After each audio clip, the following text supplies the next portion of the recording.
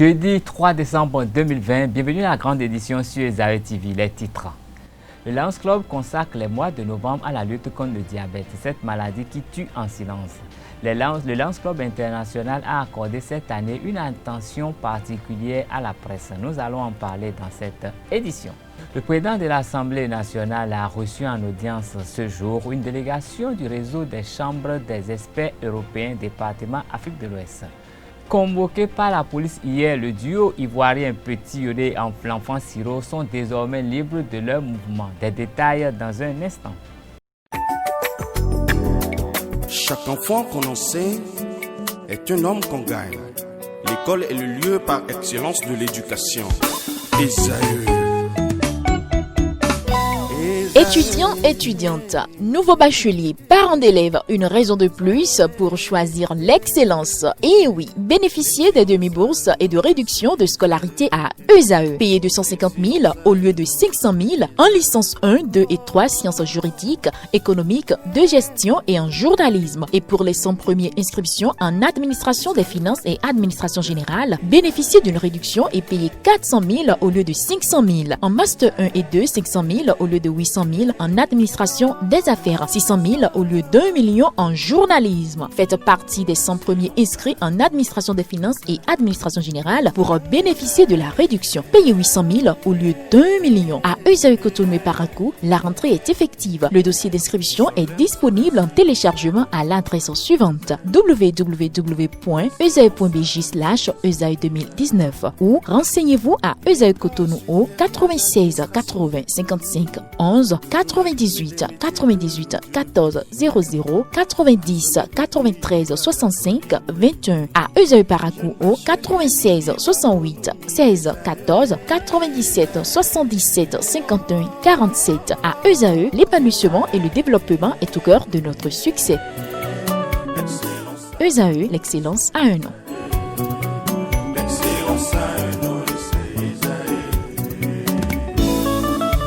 La rumba, c'est la musique des sages. Et Esaü, c'est l'école des sages.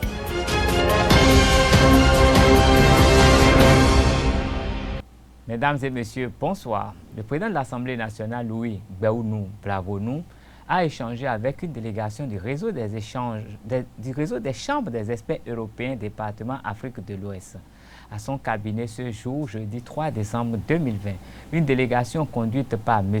Bouti Adango Edouard, représentant résident au Bénin du réseau des chambres des experts européens département Afrique de l'Ouest.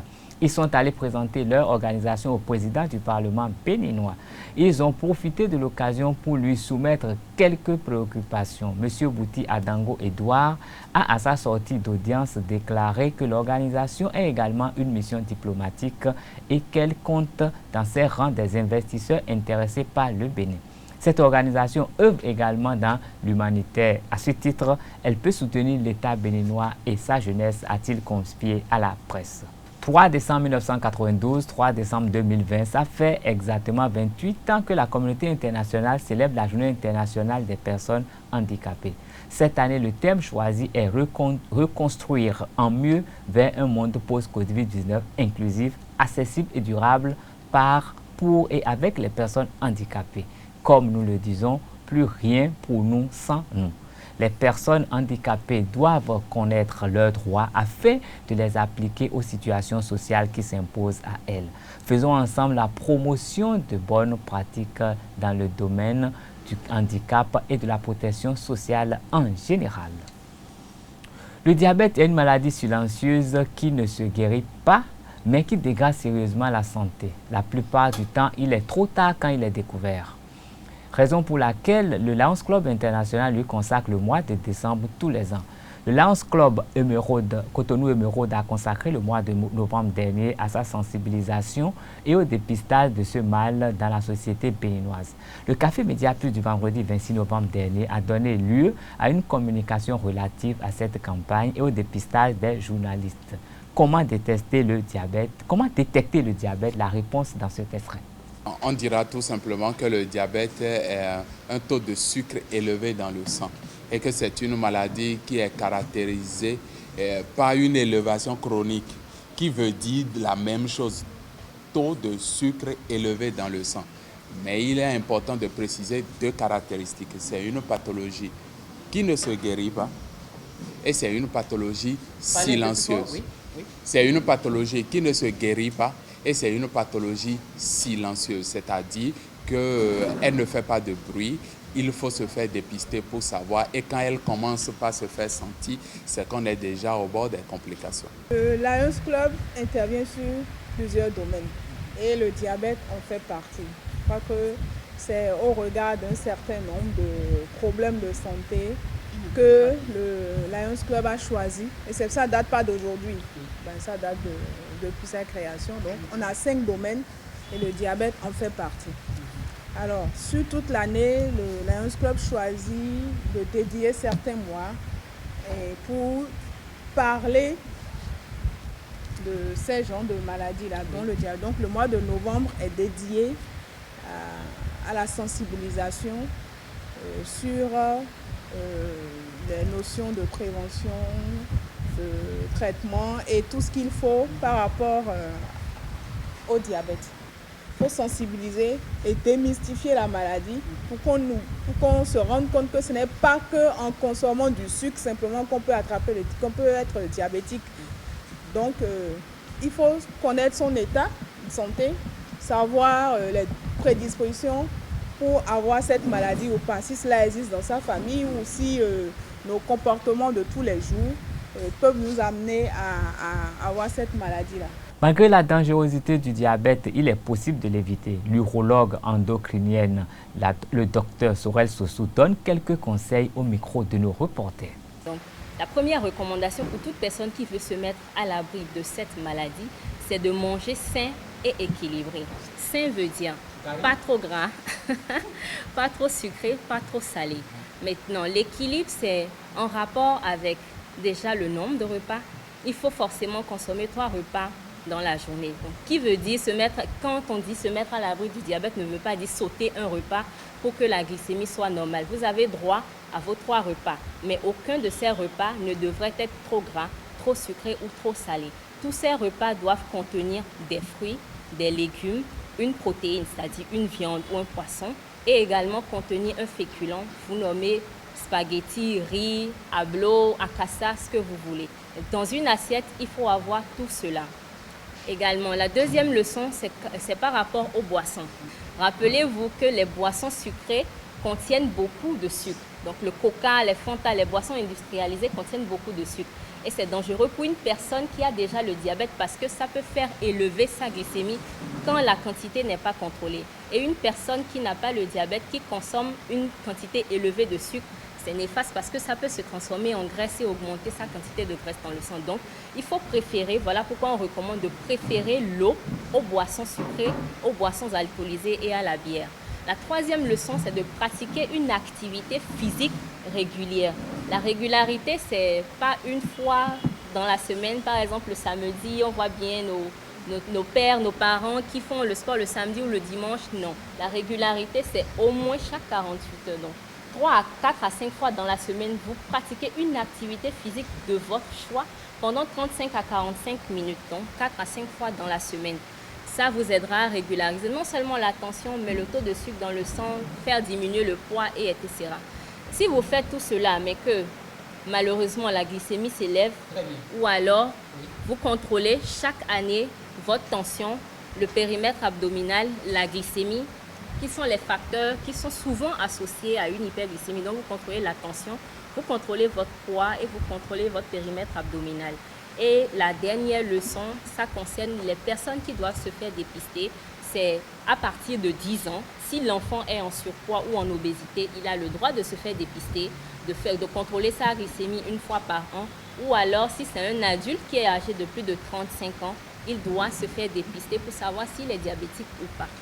Tout comme ce que l'on croit n'est rien d'autre qu'une science qui protège, qui guérit depuis la nuit des temps, a souligné Majesté Da Somadjerou dans une interview. Il est au micro de Jacques Maouyon d'Almeida et de Jeff Terungue. Merci beaucoup, merci pour la question. Mais je vous dirais que le kinésie n'est pas associé au gain facile. Non. puisque le Kénési fait partie du panthéon du vaudou du Bénin. C'est clair et personne ne dira le contraire. Parce que c'est une divinité féministe de la lignée des divinités de Minona, naturellement. Nous avons les divinités liées à la terre, les divinités liées à l'air, les divinités liées à l'eau, les divinités liées au feu. Le Kénési fait partie des divinités liées au feu. Donc, c'est une divinité très puissante. Et énergétiquement, elle fait fort. Et depuis que moi j'ai connu Kénési, parce que moi j'en détiens au moins 17 Kénési, j'ai hérité d'autres, j'ai pris d'autres, et je n'ai pas eu connaissance qu'on peut prendre le Kénési pour aller détruire la vie humaine. Mais quand on dit on associe la divinité Kénési au gain facile, parce que les jeunes à la quête de l'argent viennent voir les rounons, les féticheurs pour avoir cette divinité. Mais pas le Kénési. Parce que la divinité en réalité dont il s'agit, c'est une divinité qui est fabriquée. Ce n'est pas le Kénési que moi je connais. Ce n'est pas la divinité ancestrale que moi je connais. Ce que moi j'ai vu à la télé, ce que moi j'ai vu que les gens vont ramasser de par-ci par-là, ce sont des divinités, ce sont des fabrications, pas d'autres connaissances. Moi j'ai plusieurs collègues qui en ont et qui vénèrent. C'est une divinité de la protection. C'est une divinité de la guérison. Moi, quand vous prenez juste l'huile que contient cette divinité, dès que quelqu'un est souffrant, ou a le corps chaud, ou est en crise, et que on vous dit que c'est la sorcellerie qui l'a attaqué, quand la personne passe l'huile là, immédiatement, la personne est relâchée et qu'il est guéri. Donc c'est une divinité qui soigne, qui guérit et qui délivre. En Côte d'Ivoire, convoqués et gardés à vue du mercredi 2 au jeudi 3 décembre, les artistes ivoiriens Petit Siro et l'enfant Yodé sont accusés de diffamation, d'outrage à magistrat. Nous en savons un peu plus sur les reproches que la justice béninoise font à ces deux chanteurs. Selon les informations de Fraternité Matin, le quotidien des services publics ivoiriens, les deux artistes sont accusés des faits de diffamation par le biais des moyens technologiques, incitation à la haine, menace de dépositaire de l'autorité publique et outrage à magistrat. Mercredi 2 novembre 2020, les deux artistes ont été convoqués par la gendarmerie de recherche pour enquête judiciaire. Une convocation qui intervient quelques jours après un concert au cours duquel l'un des membres du groupe Siro a critiqué le procureur Richard Adou. Après avoir été écoutés mercredi, les deux artistes sont gardés à vue jusqu'à ce jeudi 3 décembre 2020 afin d'être présentés au procureur. La convocation de Yodé et de Siro a suscité nombre de réactions de diverses personnalités de la Côte d'Ivoire, parmi lesquelles l'ancien président Henri Konan Bédié, qui dit « J'apporte tout mon soutien à ce groupe qui n'a fait que dire tout haut ce que les Ivoiriens disent tout bas. Force à vous, Yodé et Siro, artistes engagés », a écrit le chef du fil de l'opposition ivoirienne dans la soirée de ce mercredi sur sa page Facebook. Mettons un thème à cette édition avec un deuil dans la classe politique française. Décès hier mercredi 2 novembre de l'ancien président français Valéry Giscard d'Estaing à l'âge de 94 ans des suites de Covid-19 dans sa propriété d'Autour dans le Loir-de-Cher, informe le journal Le Monde.